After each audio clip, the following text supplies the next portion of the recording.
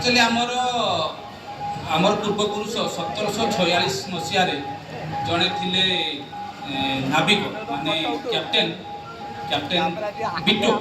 तो से थे फ्रांस से थे आमर कलिकतारू पंडिचेरी जाऊ हठात कि थे समुद्र रे से जहाज नवा विषय समुद्र रे बड़ बात्या आसला गोटे बड़ जीव आसला। तो से देखिले जड़े माने से पूरी पाखापाखि जाऊे से देखिले जड़े आमर भक्त जड़े जगन्नाथ बलभद्र सुभद्रा को रखी प्रार्थना करूँ से अनाउंस कर देते समस्त आम मरीज।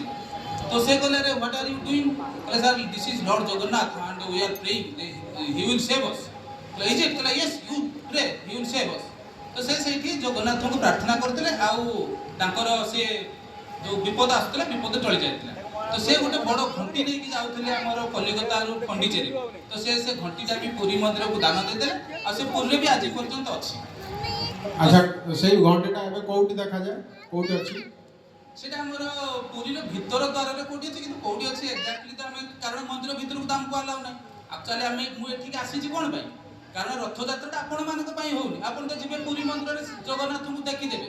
रथ यात्रा होची आम मानक पई कारण मु जते बेले हम अनुगुल रो चर्च रे थाए आसे मु पुरी जाय प्रति वर्ष देखिया पई सेठू गोटे पारादीप से प्रशांत महारणा किए जने मते जानी मते फोन कले कहले आसंतु देखिए पारादीप रथ यात्रा एथर तो वर्षा होची आपण पुरी न जाई पारादीप आसन पारादीप रे देखिए केमती रथ यात्रा।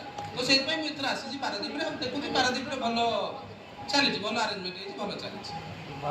समस्त दर्शक मान को जणे दिए ये गोटे सत्य घटना जो घंटीटा एनग्रेव है पुरी मंदिर रे पश्चिम द्वार रे अछि आज्ञा जो म्यूजियम अछि सेठी अछि घंटी एबे भी जे जिबे देखि परिबे एवं से आगु पुरी मंदिर को दान करते एवं तांकर जे अणनातुणी हेबे कैप्टेन अणनातुणी से प्रत्येक वर्ष पुरी रथ यात्रा को आसती ए वर्ष मध्य आछन।